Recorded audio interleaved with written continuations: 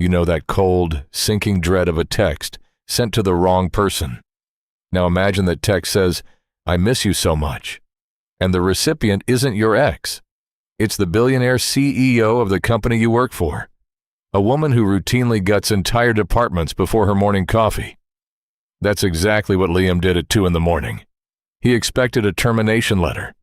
Instead, she cornered him in an empty boardroom, locked the door, and whispered 3 words that changed everything.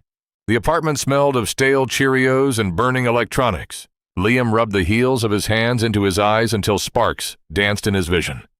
The glow of his dual monitors was the only light in the living room, casting sharp blue shadows across the scatter of Lego bricks on the rug. It was 2:14 a.m. on a Tuesday.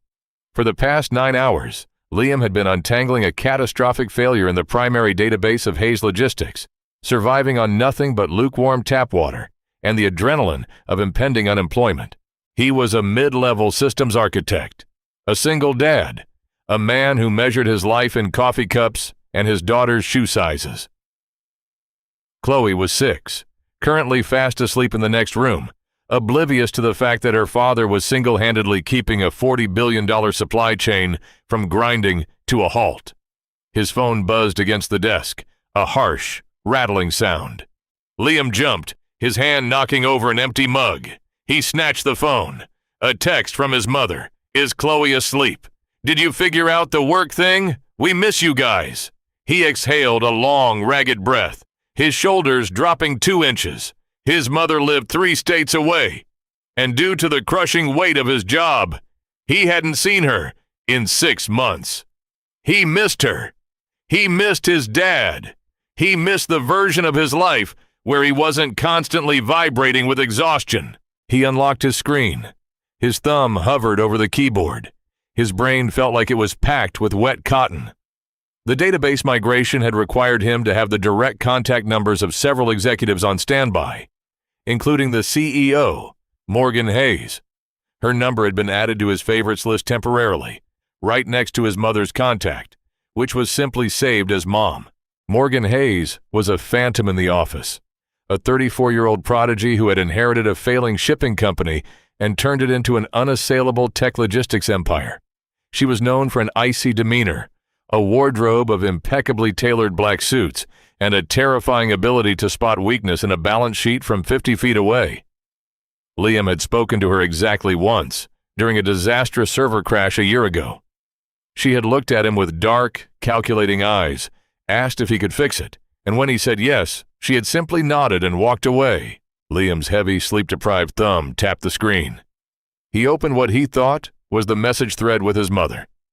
He typed quickly, not looking at the name at the top of the screen, just letting the exhaustion bleed out of him. "I miss you too. So much. It's been a nightmare here tonight, but I'm surviving. Can't wait to see you." He hit send. The satisfying little swoosh sounded loud in the quiet apartment. He tossed the phone onto the desk, leaned back in his ergonomic chair, and cracked his neck. The database was finally stable. The migration was complete. He had saved the company from a multi-million-dollar bottleneck. He could finally sleep for 3 hours before Chloe woke up demanding dinosaur oatmeal. As he reached for the power button on his monitor, his phone screen lit up with a delivery receipt. Liam glanced at it. The blood in his veins turned to ice. The name at the top of the text thread didn't say Mom. It said, Morgan Hayes, CEO, Emergency. Liam stared at the glowing rectangle. The world seemed to drop out from beneath his chair. He picked up the phone with trembling fingers, as if it were a live grenade. "I miss you too. So much. It's been a nightmare here tonight, but I'm surviving. Can't wait to see you." Delivered to the billionaire owner of his company. He jammed his finger against the message, desperately looking for an unsend option, but it was a standard SMS. It was gone. It was sitting on the encrypted $1,000 smartphone of a woman who fired vice presidents for typos in their quarterly reports. Panic, cold and sharp, pierced through his exhaustion. He stood up, pacing the small living room, stepping over the Legos. What was he supposed to do? Follow it up with, "Sorry, meant for my mom?" At 2:20 a.m. That somehow felt worse. It felt pathetic. It highlighted how unprofessional he was, texting executives in the middle of the night. "Okay," Liam muttered to the empty room. "Okay. She's asleep. She has her phone on Do Not Disturb. She's a CEO. She gets 1,000 emails an hour. She won't even read it. She'll delete it. It's fine." He repeated it to himself until his breathing slowed. He turned off his monitors, crawled into bed, and stared at the ceiling until the sun came up, dreading the morning with every fiber of his being.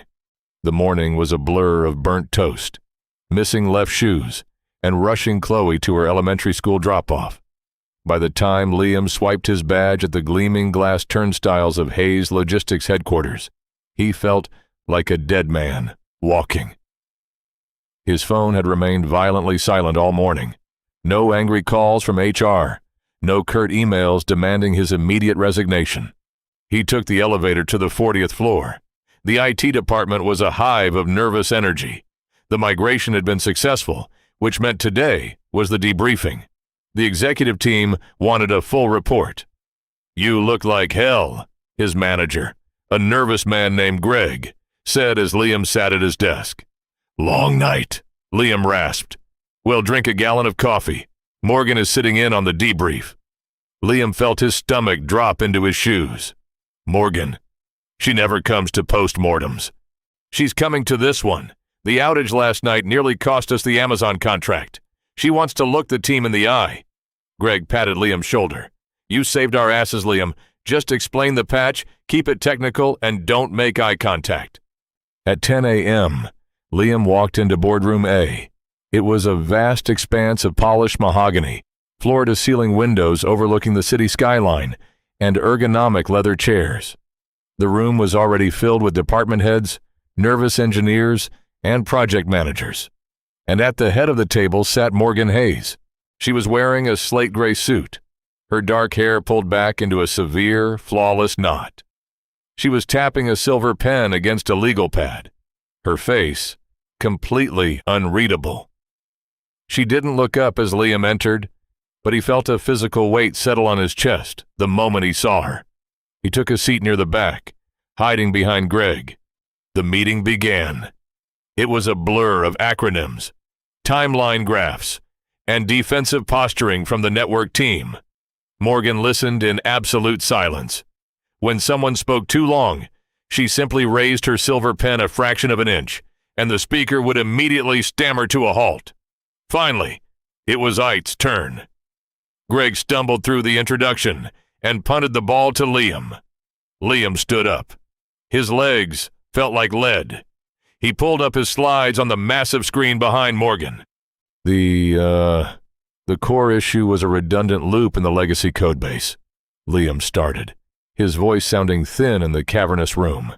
He forced himself to look at the center of the table, avoiding Morgan's end. It cascaded into the primary servers around midnight. I managed to isolate the loop, rewrite the query structure, and implement a hotfix by 2 a.m. He spoke for 5 minutes, detailing the fix. It was clean, technical, and dry. When he finished, silence hung in the room. Morgan stopped tapping her pen. She slowly raised her head, and her dark, sharp eyes locked onto Liam. The air in the room seemed to thin out. 2 a.m., Morgan said. Her voice was surprisingly soft, yet it carried to every corner of the room. It wasn't a question. "Yes, ma'am." Liam swallowed hard. Morgan held his gaze for 3 agonizing seconds. There was something in her eyes, a tiny, imperceptible shift that Liam couldn't read. It wasn't anger. It wasn't dismissal. "Acceptable," she said softly. She stood up, closing her legal pad. "The crisis is handled. We move forward. Meeting adjourned." The room exhaled a collective silent sigh of relief. Chairs scraped against the carpet as executives practically ran for the doors. Liam packed up his laptop, his hands shaking slightly. He had survived. She hadn't seen it, or she didn't care. He was halfway to the door when her voice cut through the ambient noise. "Mr. Harding, stay behind, please." Liam froze.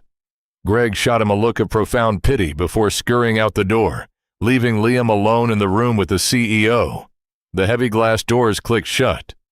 The silence was absolute, save for the faint hum of the air conditioning. Morgan stood by the floor-to-ceiling window, looking out at the city. She didn't speak. Liam stood by his chair, clutching his laptop like a shield.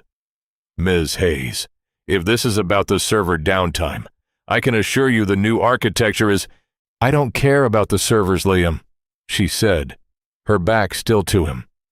She turned around. The harsh morning light caught the sharp angles of her face.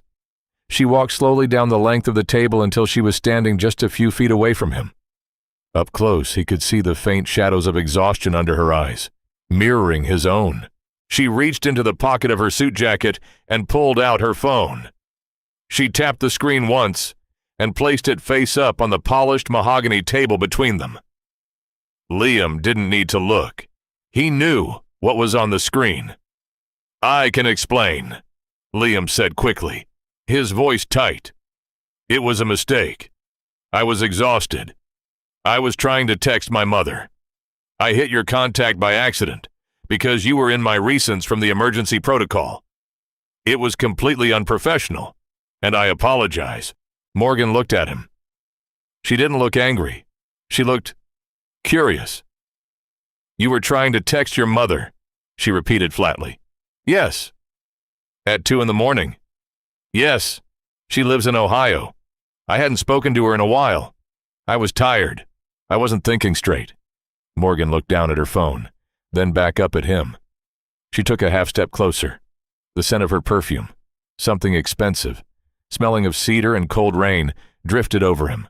She leaned in, dropping her voice so low it barely registered over the hum of the AC. Say it again. Liam blinked, his brain misfiring. Excuse me? You heard me, Morgan whispered. Her eyes were intensely focused on his, stripping away the boardroom, the company, the hierarchy. Say it again, out loud. I don't understand.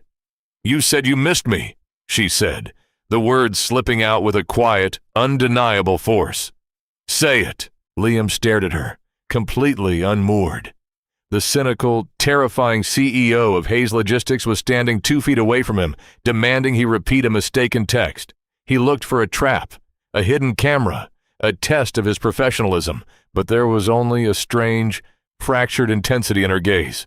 I miss you, Liam breathed out, the words feeling foreign and dangerous in his mouth. Morgan closed her eyes for a fraction of a second. A tiny, almost invisible shiver ran through her shoulders. When she opened her eyes, the CEO mask was back, perfectly in place. She picked up her phone and slipped it into her pocket. Go back to your desk, Mr. Harding, she said, her voice crisp and commanding once more. Take the rest of the day off. You've earned it. Liam didn't go home. He couldn't. His apartment was too quiet, too full of the echo of his own panic. Instead, he walked. He wandered through the crowded downtown streets, the mid-morning sun beating down on his shoulders, trying to process what had just happened in Boardroom A. Say it again. It wasn't a joke. Morgan Hayes didn't do jokes. It wasn't a power play either, or at least, not a standard one. Power plays were loud. They were about making the other person feel small. What she had done felt entirely different. It felt like someone starving asking for a crumb of bread, but doing it with a gun to your head. He stopped at a small park, sitting on a concrete bench near a dry fountain. He pulled out his phone. He stared at the text thread. It was still there. A rational man would brush it off.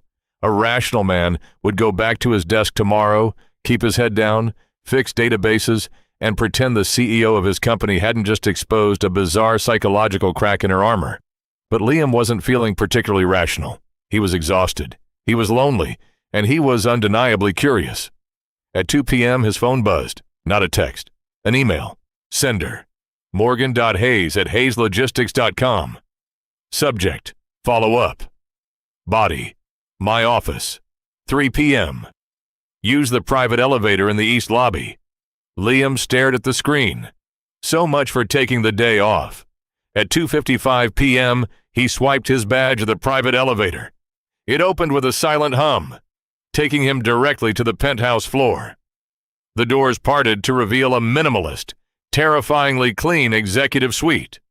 A single assistant sat at a desk that looked like a piece of modern art. "Mr. Harding," the assistant said without looking up. "Go right in." Liam walked toward the heavy oak door and pushed it open. Morgan's office was vast, but unlike the boardroom, it felt deeply personal. The walls were lined with books. Real books, dog-eared and worn, not just decorative spines. A massive mahogany desk anchored the room, but Morgan wasn't sitting behind it. She was standing by a small coffee station in the corner, pouring black coffee into a ceramic mug. She had taken off her suit jacket. Her white button-down shirt was rolled up at the sleeves, revealing a thin, silver watch on her wrist. "Close the door," she said, not turning around. Liam pushed the heavy door shut. It latched with a solid, final click. "Do you drink coffee, Liam?" she asked. It was the first time she had used his first name. "I've had enough today to kill a small horse, thank you," he said. Morgan let out a short, quiet breath that might have been a laugh. She turned around, leaning against the counter, holding her mug with both hands. She looked at him for a long, calculating moment. "You're confused," she stated. "I think that's a massive understatement, Miss Hayes." "Morgan," Liam shifted his weight. "Morgan, I don't know what's happening here. I made a mistake. I apologized. You told me to take the day off, and now I'm here." She walked over to a leather sofa in the center of the room and sat down, gesturing for him to take the armchair opposite her. He sat, feeling entirely out of his depth. "I want to explain my behavior in the boardroom," Morgan said, her voice clinical, as if she were diagnosing a flaw in a supply chain. "I do not like leaving loose ends. I do not like erratic variables in my company. I am not an erratic variable. I'm just a tired dad who can't use his thumbs properly at 2 a.m. Morgan's eyes flicked to his. "A dad?" "Yes. A 6-year-old daughter, Chloe. She's the reason I need this job, which is why I am very anxious about whatever this is." Morgan looked down at her coffee mug, tracing the rim with her thumb. The silence stretched between them, heavy and thick. When she finally spoke, her voice lacked the metallic edge of the CEO. It sounded purely human. "Do you know how many people I talk to in a day, Liam?" "A lot, I'd imagine." "Hundreds," she said. "Board members, investors, politicians, sycophants. Do you know how many of them see me as a person?" Liam didn't answer. "Zero," she answered for him. "To them, I am a bank. I am a hurdle. I am a signature on a contract. I haven't had a conversation in 5 years where someone didn't want something from me. Money, access, power. Every text I get is a demand. Every email is a crisis." She looked up, meeting his eyes. The vulnerability in her gaze was jarring, like seeing a crack in a marble statue. "Last night," Morgan continued, her voice dropping to a near whisper. "My phone buzzed at 2 a.m. I assumed it was a disaster. I assumed a cargo ship had sunk, or the servers had permanently melted down. I opened the message, and it said, 'I miss you too, so much.'" She stopped, taking a slow breath. For exactly 10 seconds, before my brain logically processed that it was a mistake, I felt something I haven't felt in a very, very long time. I felt like a human being. I felt like someone, somewhere, actually gave a damn about me. Liam felt a knot form in his throat. He looked at this woman, a billionaire, a titan of industry, and saw the profound, crushing loneliness radiating off her. It was a fantasy, obviously, Morgan said, her tone hardening slightly, the armor snapping back into place. "I checked the sender. I saw it was you. I deduced it was an error, but those 10 seconds..." She looked away, staring out the window at the sprawling city below. "They were quiet. I wanted them back. That's why I asked you to repeat it." Liam leaned forward, resting his elbows on his knees. He didn't see the CEO anymore. He just saw a person who was drowning in plain sight. "It wasn't a power trip," Liam said quietly. "No." Morgan looked back at him. "It was a moment of weakness, and I don't do weakness. Everyone has moments of weakness, Morgan. You run a $40 billion company. You're allowed to want someone to text you just to say hello. She let out a dry, cynical laugh. Billionaires don't get hello texts, Liam. We get invoices. Liam looked down at his own worn shoes, then back up at her. He thought about his messy apartment. He thought about Chloe's sticky hugs and the chaotic, exhausting, beautiful reality of his life. He had nothing in common with the woman sitting across from him, but he knew what it was like to feel isolated. He reached into his pocket, pulled out his phone, and unlocked it. He tapped the screen a few times, deliberately and carefully. A second later, Morgan's phone buzzed on the coffee table. She frowned, looking from her phone to Liam. She reached out and picked it up. She swiped the screen. Liam watched her eyes track the short message he had just sent. Hello, Morgan. You did a good job today. Morgan stared at the screen for a long time. The harsh lines of her face softened. She didn't smile. Not exactly. But the tension in her jaw uncoiled. She looked up at him. What are you doing, Liam? I'm establishing a baseline, Liam said, his voice steady. I'm not a sycophant. I don't want your money. I just want to keep my job, write good code, and go home to my kid. But if you need someone to text you at 2 a.m. who doesn't want to check, I'm usually awake. Morgan Hayes, the terror of the logistics industry, sat back on her leather sofa. She looked at the tired, grounded, entirely unimpressed man sitting across from her. You're an interesting variable, Mr. Harding, she said quietly. I try to be, Liam replied. Keep your phone on, she said, picking up her coffee. I might hold you to that. The transition back to reality was like stepping out of a soundproof vault onto a highway median. By Wednesday morning, the quiet intimacy of Morgan's office felt like a hallucination induced by sleep deprivation. Liam was back in the trenches of the IT department, buried under a mountain of support tickets and system diagnostics. The fluorescent lights buzzed. The coffee tasted like copper. And then there was Richard Croft. Croft was the vice president of operations. He was a man who wore suits that cost more than Liam's car and possessed the kind of aggressive, unearned confidence unique to failing upward. He was also the man indirectly responsible for the database crash.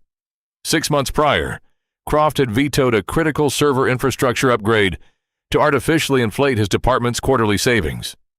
Now he was desperate to pin the resulting near disaster on someone else. Liam was sitting at his desk, deep in a line of code, when Croft's shadow fell over his monitors. Harding! Croft barked. He didn't say it like a name. He said it like a symptom. Liam took his hands off the keyboard and slowly swiveled his chair. Mr. Croft, I just got out of a preliminary review with the board regarding Monday night's little circus, Croft said, adjusting the cuffs of his tailored shirt. The narrative being spun is that your team acted heroically. I, however, am looking at the incident report, and I see a catastrophic failure in response time. 2 hours of downtime is unacceptable. The legacy code loop was deeply embedded, Liam explained, keeping his voice carefully neutral. We isolated and patched it faster than the vendor's own SLA dictates. I don't care about the vendor. I care about optics. Croft leaned down, resting his knuckles on Liam's desk. He smelled of expensive cologne and peppermint. I am formally recommending a restructuring of the IT department, outsourcing the database management to a firm in Bangalore. It will cut costs by 40% and eliminate domestic incompetence. Liam felt a familiar, cynical anger tighten his chest. Greg, his manager, had a new baby at home. Half the team were fighting just to keep up with inflation. Croft was going to gut them to cover his own tracks. You can't outsource the core architecture, Liam said, his tone hardening. The security clearance alone. I can do whatever I want, Harding. I'm a vice president. Croft stood up, smoothing his tie. You have until Friday to compile a full audit of your team's access logs from Monday night. If I find a single misstep, you won't just be outsourced. You'll be terminated for negligence. Croft turned and walked away, leaving a wake of anxious silence in the bullpen. Liam stared at his blank monitor. He thought about his daughter, Chloe. He thought about the rent due on the 1st of the month. The system was rigged. It always had been. Guys like Croft built their empires on the backs of guys like Liam. And when the foundation cracked, they simply pointed down. His phone buzzed in his pocket. Liam pulled it out. It wasn't a panicked text from Greg. Morgan Hayes. Board meeting. 5 hours. The CFO is using the word synergy repeatedly. I am considering throwing a chair through the window. Liam stared at the screen. The sheer absurdity of the message, juxtaposed with the threat he had just received, made him let out a short, hollow laugh. He typed back. Liam, don't throw a chair. It's a liability nightmare for HR. Throw a stapler. Much easier to classify as an accidental slip. He watched the little typing bubbles appear almost instantly. Morgan Hayes. Noted. How is the trenches? Liam hesitated. He could tell her about Croft. He had a direct line to the CEO. He could bypass the entire corporate structure and blow the whistle. But he knew how that played out. If he ran to Morgan to fight his battles, he was just another sycophant begging for a favor. He had to beat Croft on the merits, not through back-channel nepotism. Liam. Standard procedure. Trying to keep the lights on. Morgan Hayes. Good. Keep your phone close tonight. Liam slipped the phone back into his pocket. The knot of anxiety in his chest hadn't vanished, but it felt different now. Less paralyzing. He looked back at his monitor, pulled up the master access logs for the server upgrade requests over the past year, and began to dig. If Croft wanted an audit, Liam was going to give him one. Friday night arrived with the heavy, humid weight of an impending storm. Thus Liam's apartment was chaotic. Chloe had a fever. Nothing serious. Just enough to make her clingy and exhausted. She was currently asleep on Liam's chest on the worn living room sofa, her small hand gripping the fabric of his t-shirt. The television was playing a documentary about deep-sea marine life on low volume. Liam was typing one-handed on his laptop, balancing it precariously on the armrest. He had spent the last 48 hours compiling a bulletproof data trail. The logs didn't lie. They clearly showed Croft digitally signing off on the cancellation of the server failsafes. The VP had traded operational stability for a $300,000 performance bonus. His phone vibrated on the coffee table. He reached for it carefully, trying not to wake Chloe. Morgan Hayes. Are you awake? It was 10:30 p.m. Liam. Yes. Daughter has a fever. We are currently watching a squid eat a crab. There was a pause. 2 full minutes passed. Morgan Hayes. I am at a charity gala for the pediatric wing of Memorial Hospital. I am wearing a dress that cost more than a sedan, and I am currently hiding in a utility closet near the kitchens. Liam blinked, a genuine smile cracking through his exhaustion. Liam. Why are you hiding in a closet? Morgan Hayes. Because a state senator cornered me by the ice sculpture to ask for a campaign donation. If I stay out there, I will tell him exactly what I think of his tax policies, and our PR department will have a collective stroke. I need an anchor. Talk to me. Liam adjusted his position, feeling Chloe's steady, warm breathing against his collarbone. He thought about Morgan, isolated in a utility closet surrounded by wealth and power, desperate for a normal conversation. Liam. Okay. Anchor established. Tell me about the closet. What do you see? Morgan Hayes. Mops. Industrial bleach. A stack of folding chairs. It smells like lemon pine and despair. Liam. Sounds luxurious. We have stale Cheerios and children's Tylenol and the squid. Morgan Hayes. Who won, the squid or the crab? Liam. Squid. It wasn't even close. Absolute massacre. Morgan Hayes. Nature is ruthlessly efficient. Liam. Corporate America is ruthlessly efficient. Nature is just hungry. There's a difference. The typing bubbles hovered on the screen for a long time. When her message finally came through, it shifted the entire tone of the conversation. Morgan Hayes, send me your address. Liam's heart kicked against his ribs. He stared at the text. Liam, Morgan, it's late. My kid is sick. My apartment is a disaster. It's not a place for a CEO. Morgan Hayes, I don't want a CEO's place. I want your place. Send the address, Liam. Please. The word please from Morgan Hayes felt like a physical weight. He typed out the address of his modest apartment complex in the suburbs and hit send. 40 minutes later, a sleek black town car pulled into the cracked asphalt parking lot of Liam's building. He watched from his second-story window. The rain had started, coming down in thick, heavy sheets. The back door opened. Morgan stepped out. She wasn't wearing a coat. She was wearing a floor-length backless gown of midnight blue silk that clung to her like liquid glass. She looked completely alien, standing next to a row of rusted sedans and overflowing dumpsters. Liam buzzed her up. He opened his front door, holding a sleeping Chloe against his shoulder. Morgan stood in the hallway. Her hair was damp from the rain, and the hem of her ridiculous dress was soaked. She looked at Liam, then down at the little girl sleeping against him. The sharp, terrifying edges of the CEO vanished entirely. She looked devastatingly tired and undeniably beautiful.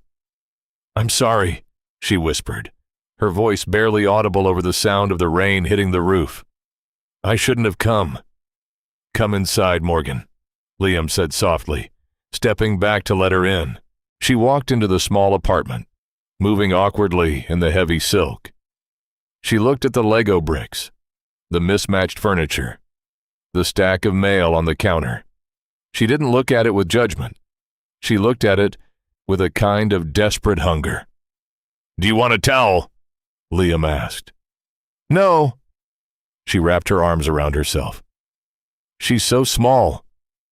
"She's a tank when she's awake," Liam whispered, gently swaying to keep Chloe asleep.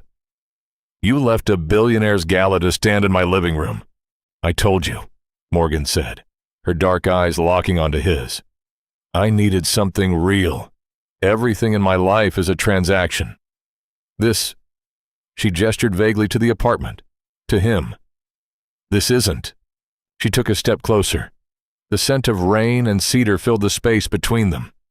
For a second, Liam thought she was going to lean in and kiss him. The tension was thick enough to choke on. But she didn't. Instead, she reached out a trembling hand and gently, almost reverently, touched the top of Chloe's head, smoothing her hair.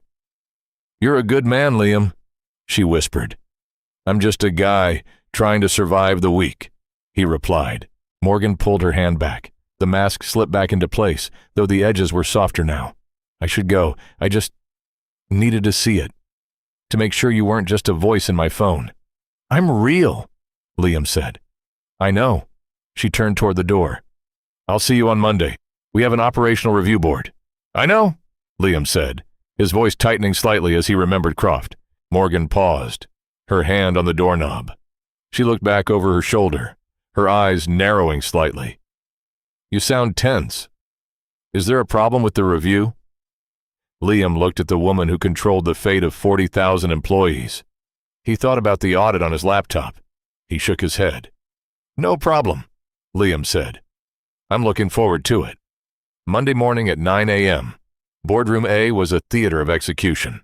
Richard Croft sat at the center of the long mahogany table, flanked by HR representatives and legal counsel. He looked predatory, his files neatly stacked in front of him. Liam sat on the opposite side, alone. Greg had been barred from the meeting, a clear signal that management was looking to isolate and eliminate. At 9:02 a.m., the heavy glass doors opened. Morgan Hayes walked in. The temperature in the room seemed to drop 10 degrees. Croft immediately stood up, looking flustered. "Ms. Hayes, we didn't expect you. This is just a mid-level departmental review regarding the outage." "I am aware of what it is, Richard," Morgan said, her voice like cracking ice. She didn't look at Liam as she walked to the head of the table and sat down. "Proceed." Croft cleared his throat, projecting his voice to the room. "Thank you. We are here to address the catastrophic failure of the primary database on Tuesday night. After a thorough review, it is my professional assessment that the IT architecture team, specifically Mr. Harding, demonstrated a gross negligence in system maintenance. I am recommending immediate termination for cause and a complete restructuring of the department." He slid a bound folder across the table toward Liam. "These are the failure logs. The loop should have been caught months ago." Liam didn't touch the folder. He looked at Croft, feeling a cold, calm certainty wash over him. "You're right, Mr. Croft," Liam said, his voice steady. "The loop should have been caught.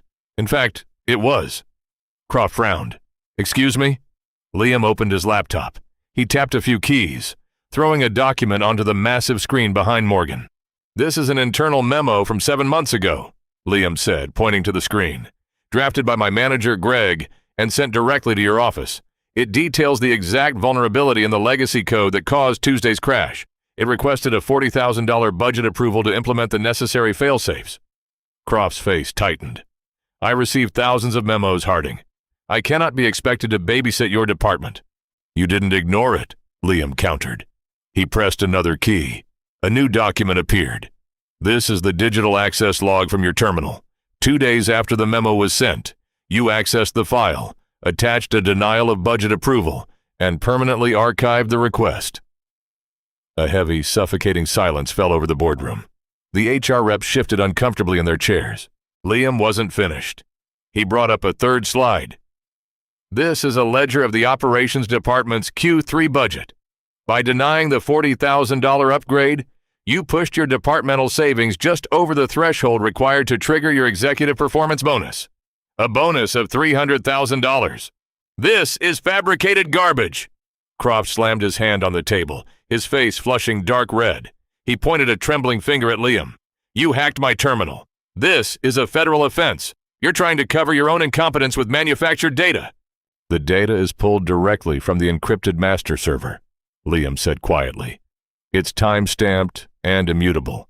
You sold the company's operational stability for a bonus, Richard. And when the bill came due, you tried to fire my team to bury the evidence.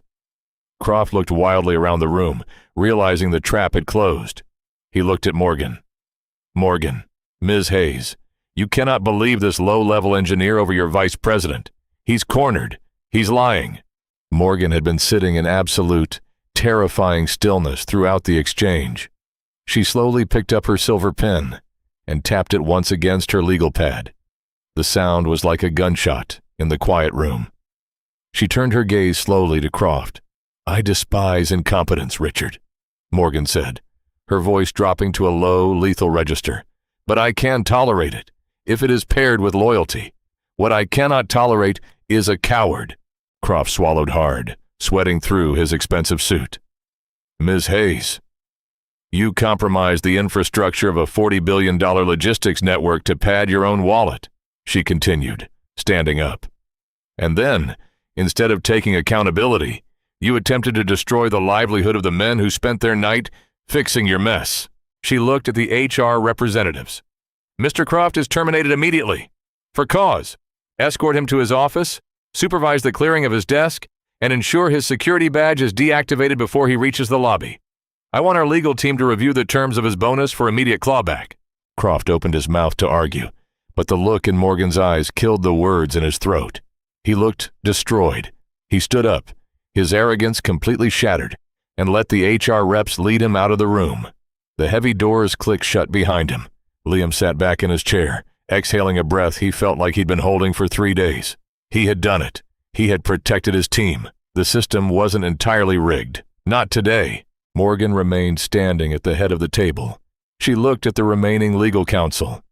Leave us. Within 10 seconds, the boardroom was empty, save for Liam and Morgan. The harsh, executive executioner vanished. Morgan leaned her hands on the mahogany table and looked down the length of it at Liam. There was a profound, quiet respect in her eyes. You didn't ask for my help, she said. It was my fight, Liam replied, closing his laptop. I had the data. I just needed a room full of people who couldn't ignore it. You took down a vice president. I defended my team. Croft took himself down. Morgan pushed off the table and began to walk slowly toward him. The sharp clicking of her heels on the carpet was the only sound in the room. She stopped next to his chair, looking down at him. You are incredibly dangerous, Liam Harding, she murmured. I'm an IT architect. You are a man who doesn't care about my money, who isn't intimidated by my title, and who just systematically dismantled an executive without breaking a sweat. She tilted her head, a faint, almost dangerous smile playing on her lips. I don't know what to do with you. Liam looked up at her. The exhaustion was still there, but beneath it, a quiet, undeniable electricity hummed between them. You could start, Liam said softly, by letting me buy you a cup of coffee. A real one. Not from the machine in your office. Morgan stared at him for a long moment. Then, the billionaire CEO of Hayes Logistics did something nobody in that building had ever seen her do. She smiled. Okay, Morgan said. But I'm driving. She drove a matte gray Porsche Panamera that purred like a sleeping predator. Liam sat in the passenger seat, feeling the ridiculous contrast between the hand-stitched leather beneath him and his faded denim jeans. Morgan navigated the midday city traffic with the same ruthless efficiency she used in boardrooms. She didn't use the horn. She simply found gaps and took them, assuming other drivers would yield to the sheer cost of her front bumper. "Where are we going?" she asked, her eyes fixed on a delivery truck she was currently outmaneuvering. "Take the next right. Head toward the warehouse district," Liam said. "If I'm picking the coffee, we're not going anywhere with valet parking." 10 minutes later, Morgan pulled the Porsche to a stop in front of a brick building that looked like it had survived a bombing run.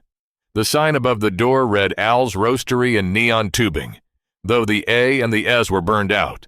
Morgan cut the engine. She looked at the grimy storefront, then at Liam. "Are you trying to poison me to seize control of the company?" "The aesthetic is terrible," Liam admitted, unbuckling his seatbelt. "But Al buys his beans direct from a co-op in Colombia, and he roasts them in a cast-iron drum from 1952. It's the best coffee in the state. Trust me." They walked inside. The air was thick with the smell of scorched sugar and dark roast. The floor was scuffed concrete. A few college students typing furiously on laptops occupied the mismatched tables. No one looked up when a billionaire walked in. And here, she was just a woman in a sharp suit. Liam ordered 2 black coffees. He paid with a crumpled $10 bill before Morgan could even reach for her bag. They took their mugs to a small table in the back corner, wedged between a structural pillar and a rattling radiator. Morgan wrapped both hands around the chipped ceramic mug. She took a tentative sip. Her eyebrows shot up. She took another, longer sip. "I told you," Liam said, leaning back in his creaking wooden chair. "It's acceptable," she said, which Liam already knew was the highest praise she offered. They sat in silence for a few minutes. It wasn't the heavy, loaded silence of the boardroom. It was the quiet of 2 people who were profoundly tired, finally sitting still. "So," Morgan said, setting her mug down. "Richard Croft." "I don't want to talk about Croft," Liam said flatly. "I spend 60 hours a week dealing with Hayes Logistics. I'm off the clock. I own Hayes Logistics, Liam. It's not a job for me. It's my name on the building. It's my entire life. It doesn't have to be." "Yes, it does." She crossed her arms, leaning forward slightly. "My father built it from a single freight truck.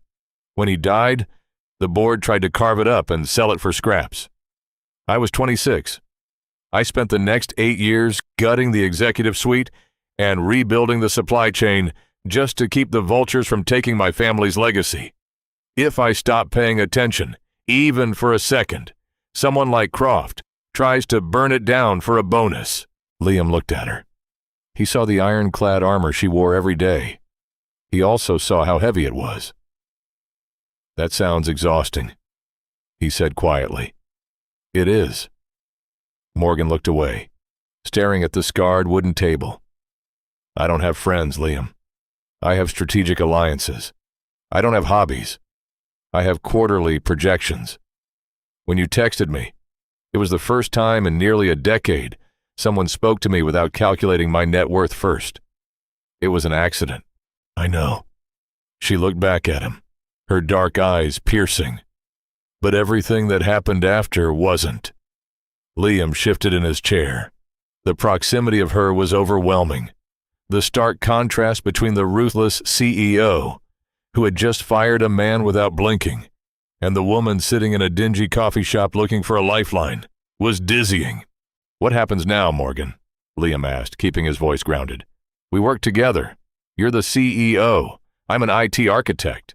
The HR manual alone would spontaneously combust if they knew we were having coffee." "I write the HR manual," she stated simply. "That's not the point. You live in penthouses and go to charity galas with state senators. I clip coupons for dinosaur-shaped chicken nuggets and pray my transmission holds out until tax season. We don't fit." "I don't care about fitting," Morgan said, her voice dropping to that low, intense register. "I care about what works. And right now, sitting here with you, in a place that smells like engine oil and burned beans. My chest doesn't feel like it's going to cave in. That works for me." She reached across the table. Her fingers, cool and smooth, brushed against his knuckles. A jolt of pure electricity shot up Liam's arm. "Don't run away from this because of a tax bracket, Liam," she whispered. Liam looked at her hand resting on his. He turned his palm up, his calloused fingers interlacing with hers. He squeezed gently. "I'm not running," Liam said. "But you need to understand something. Chloe is my priority. My life is chaotic. It's messy. If you step into it, you step into the mess." Morgan's lips curved into a faint, genuine smile. "Mr. Harding, I specialize in logistics. I can handle a little mess." Handling the mess was easier said than done. 2 weeks passed. They were careful. There were no more dramatic boardroom showdowns or private elevator rides during business hours. Their connection lived in the quiet spaces. Late-night texts when Chloe was asleep. A stolen lunch in a deserted wing of the building. A Friday night where Morgan ordered Thai takeout and ate it cross-legged on Liam's faded living room rug while Chloe showed her how to build a Lego spaceship. For 14 days, it felt like a secret universe built just for them. Then, the real world broke the door down. It started on a Wednesday. Liam walked into the IT bullpen and immediately felt the shift in air pressure. Conversations stopped. Heads turned. Greg, his manager, wouldn't make eye contact. By noon, Liam knew why. A blind item had been published on a prominent financial gossip blog. It didn't use names, but it didn't have to. Which logistics queen of ice has been thawing out with a mid-level basement dweller from her own tech department? Sources say the recent dramatic firing of a VP was orchestrated to protect her new blue-collar boy toy. Corporate governance, anyone? Liam stared at his monitor, his stomach twisting into a cold, hard knot. Boy toy. Orchestrated. They had taken the one clean, victorious moment of his career, stopping Croft, and turned it into a dirty, nepotistic favor. His phone buzzed. Morgan, my office. Now. He didn't use the private elevator this time. He took the main one. Let them look. When he reached the executive floor, the tension was palpable. The assistant waved him through immediately. Morgan's office wasn't empty. Sitting on the leather sofa was Arthur Vance, the chairman of the board. He was a man in his late 60s, with a silver mane of hair and eyes like chipped flint. He was the only person in the company who could mathematically challenge Morgan's authority. Morgan stood behind her desk. She looked furious. "Liam, come in," she said, her voice tight. Arthur didn't stand up. He looked Liam up and down, taking in his untucked button-down and scuffed boots. His lip curled slightly. "So, this is the systems architect," Arthur said. His voice was smooth, cultured, and dripping with condescension. "Mr. Harding, you've caused quite a stir." "I fix servers, Mr. Vance," Liam said evenly. "I don't cause stirs. The blog post says otherwise." Arthur turned his attention back to Morgan. "Optics, Morgan. We are 2 weeks away from closing the merger with Pacific Freight. We cannot have the CEO embroiled in a messy HR scandal with a subordinate. The board is nervous. They're asking questions about Croft's termination." "Croft was terminated for attempting to defraud the company," Morgan snapped. "The data proved it." "The data provided by the man you are currently sleeping with," Arthur countered smoothly. Liam felt a surge of hot, violent anger. He took a step forward. "Watch how you speak to her." Arthur laughed, a dry, rattling sound. "Gallant, but irrelevant. Morgan, you are brilliant, but you are slipping. You are letting personal indulgences threaten a multi-billion-dollar deal. I am formally requesting that Mr. Harding be transferred to the regional office in Denver until the merger is complete. It removes the conflict of interest and cleans up the narrative." Morgan's hands gripped the edge of her desk. Her knuckles were white. "You can't mandate a transfer, Arthur. You're the chairman, not the CEO." "I can call a vote of no confidence," Arthur replied calmly. "And right now, with this scandal, I would win it. Denver Morgan. Or he's fired. Pick one. Arthur stood up, buttoned his suit jacket, and walked out of the office without looking back. The heavy oak door clicked shut. Silence rushed into the room, thick and suffocating. Morgan stared at the closed door, her chest rising and falling rapidly. The armor was back on, bolted tight. "I'll fight him," she said, her voice trembling with suppressed rage. "I have enough leverage on 2 of the board members to swing the vote. I just need a week to compile the financials." "Morgan, stop!" Liam's voice was quiet. It cut through her panic like a knife. He walked over to the desk. He looked at the woman who had sat on his floor eating pad thai. She looked terrified, not of losing the company, but of losing the control she had spent her life building. "They're going to use me to tear you apart," Liam said. "They're going to dig into my life. They'll find my ex-wife. They'll find my custody agreement. They'll put cameras outside Chloe's school to get a picture of you. I can hire security. I can fix it. You can't fix this with money, Morgan." Liam leaned his hands on her desk, bringing his face level with hers. "I told you, I am a dad first. I will not let my daughter become collateral damage in a corporate boardroom war." Morgan's breath hitched. "You're quitting." "I'm protecting my kid," Liam said, the words tasting like ash in his mouth. "And I'm protecting you. If you fight Arthur on this, you risk the company. Your father's company. I'm not going to be the reason you lose everything you built." "Liam, please." The CEO was gone. It was just Morgan now, desperate and breaking. "Don't do this. I ordered you to stay." "I don't take orders from you anymore," Liam said softly. He reached out, touching her cheek one last time. Her skin was cold. He pulled his hand back, turned around, and walked out of the office. By 4 p.m., his desk was packed into a single cardboard box. By 5 p.m., his badge was deactivated. He was unemployed, entirely cut off from the fortress of Hayes Logistics, and walking back into the real world alone. 2 weeks felt like 2 years. Liam found contract work quickly. Good architects were always in demand, but it felt hollow. His apartment was too quiet. The rhythm of his days was broken. Every time his phone buzzed, a spike of adrenaline hit his chest, only to fade into dull disappointment when it wasn't her. He hadn't texted her. She hadn't texted him. They had drawn a hard, bloody line, and neither was willing to cross it. It was a Saturday afternoon. The autumn air was crisp and biting. Liam was at the local neighborhood park, pushing Chloe on the swings.